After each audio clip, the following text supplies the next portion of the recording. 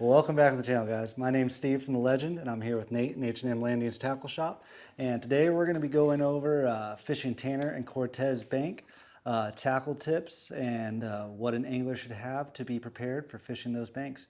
If you guys like these tips and suggestions, be sure to subscribe to the channel for more.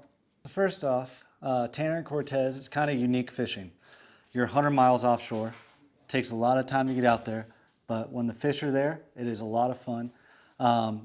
It's a little bit different though. You don't have a bottomless ocean, right? Yeah, definitely a little bit different from, the typical offshore scene. We're not fishing in 3,000, 4,000 foot of water. You're fishing maybe as shallow as 60 feet, 100 feet, 120 feet.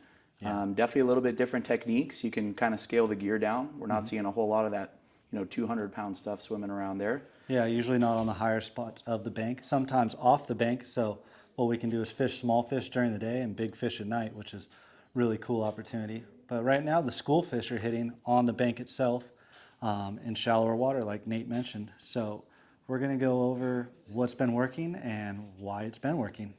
So first let's touch on the bluefin. Right now the fish being caught are like 25 to 40 pound fish. Nate's going to go over the tackle that they've been renting out and what they've been telling anglers to bring out. Kind of the absolute bare essentials right now would be just a real small circle hook, a little size 2 or a size 4. Some people prefer the rings, some people prefer the not ringed. I think both of them will get the job done as long as you're fishing good baits and picking wisely. Second most important, probably your fluorocarbon leader. We've definitely seen a really big difference in guys getting bit and guys landing their fish using fluorocarbon. Light's been the name of the game, 25 and 30 pound. And when you're fishing light like that, that extra abrasion resistance from the fluorocarbon can make a really big difference in landing those fish. Yeah, if you don't have fluorocarbon, that fish could rub it one time and chew you off. If you tie on some fluorocarbon, it could just give you that one extra chance to catch that fish if the hook doesn't set perfectly in the corner of the mouth. Like Nate mentioned, we're using circle hooks, small circle hooks though. A size 2 is a smaller hook. We're not talking about a 2/0, but a size 2. So these circle hooks are meant to set in the corner of the mouth on the fish so they can't chew on the line, but there's always a chance. So having that fluorocarbon is going to give you a much better chance. And Steve, a question we get a lot is, why are we fishing such small circle hooks? I think the main difference is you want your bait to swim naturally. These fish can be kind of picky. Some days they're not, but some days they're kind of weary and kind of smart. And they can see that bait. And the one that's dragging a real big hook or he's having a tough time swimming, that one might look a little weird to him, and that's not the one they're going to eat. You're piercing your bait when you put one of these hooks in. So a big, heavy hook going through that bait isn't going to allow it to swim as well. Same goes with the line size. If it's having to pull heavier line through the water, it's going to have to strain more. These fish are very smart. They have big eyes. They're able to see this in the bait. If the bait's not swimming naturally through the water, you'll see them boiling all around. They're boiling, eating our bait, eating our chum, but they're not biting any of the hooks. So using lighter line and smaller hooks, it's going to give us more opportunity to get bit. We will catch more fish that way. It's just going to take a little bit longer, more finesse involved with it. And like you mentioned, the fluorocarbon is essential for that because you don't want to get chewed off. And I think they even bite fluorocarbon a little bit better. The next thing is we're using fly line. So you want like a good smaller reel, not something too heavy. Something that when it goes into free spool, it's going to spin for a while. Myself, I like a single speed instead of a 2-speed for these smaller fish. I like to fill my backing with like 65-pound braid. And then I'll put just a short leader, maybe 6 foot of fluorocarbon. Some guys like to use mono in between. Some guys like to put a whole spool of fluorocarbon on there. That's all personal preference. But like I said myself, 65-pound braid, 6 foot leader, and a size 2 circle hook. And my bait's gonna fly line pretty well doing that. I've been shoulder hooking the baits at the bank. Seems to work pretty well. That's the other big difference. You're fishing the anchor. You're not on the drift. So yeah, it's a lot harder to get a bait away from the boat when the boat's not getting away from your bait. Yeah, so this is all bait swimming from the boat. And you're relying on current. So when you drop that anchor, the current could be going with the boat straight back, or it could be wind against current where you're going up the side.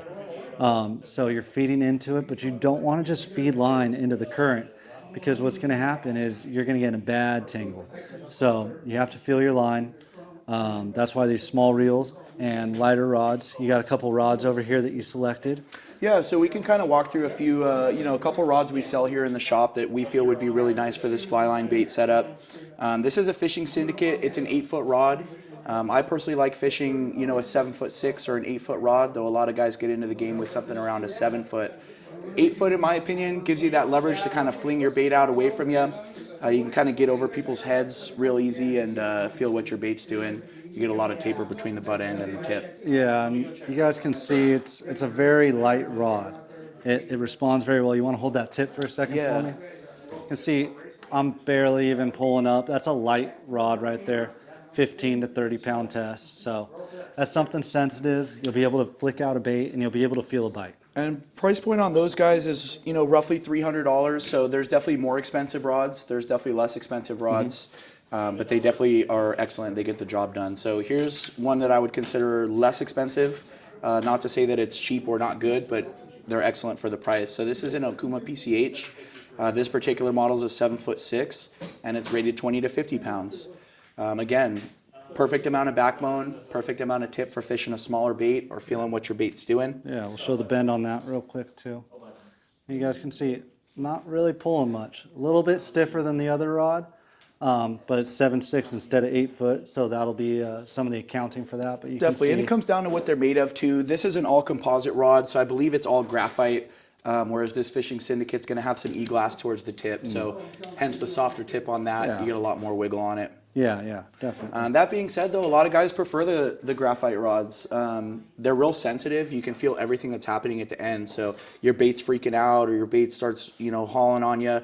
As long as you're straight and your line is not like a bunch of belly or a bunch of sag between you and your bait, you can feel them really good on these graphite rods. So the other thing that's really cool about Tanner and Cortez Bank is generally there's a population of yellowtail there, and they aren't little. There's some nice yellowtail.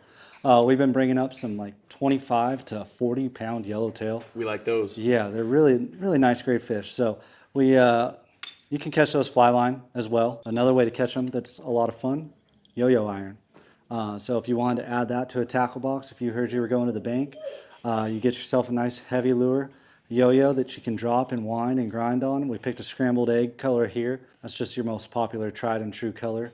Guys like to use that a lot. Out on the banks right now, there's some squid. So you can see that color kind of resembles squid, which might be a reason that it's working. And that squid that I mentioned brings us to our next little tackle recommendation here. It's nighttime fishing for the yellowtail because of the squid that's available.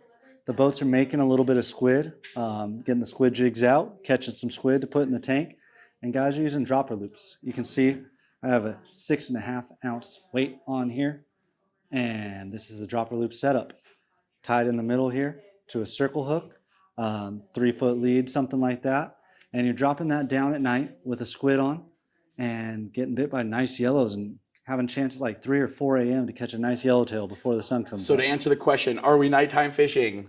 Yes, but a little different than you're used to. Yeah, this is definitely different than you're used to. On our last 3-day trip, we anchored up and we started putting the squid out. We caught 13 white sea bass. Were we expecting that? No, not really. Was it fun? Heck yeah. Yeah, a little change of program. We were for catching yellowtail and white sea bass at night. And then once sunrise came up, we were back on the Bluefin on anchor during the day. So Tanner and Cortez offer you a bunch of really good opportunities. Another thing I would add to a tackle box, slider. Little egg sinkers. Yeah, get Yeah. a bait down there. Yeah, so even if you're just fly lining a squid, I like to use that fly line and a squid, or your sardine if you're trying to focus more on the yellowtail because they usually hit down below the bluefin. All right, so hopefully you guys enjoyed our tackle tips today. I think that will help a few of you guys catch some fish out there and maybe give you some knowledge you didn't have before. It's a pretty simple program right now. You don't need a whole ton of tackle, but if you got any more questions, feel free to drop a comment, give us a call at the shop. We're here to help. We want to make sure you guys are outfitted and catching fish. And if you guys want to see some of this stuff in action, we just put out a video fishing Cortez Bank for yellowtail and bluefin. So check that out and you'll see what it's all about. Looking forward to seeing you guys out there.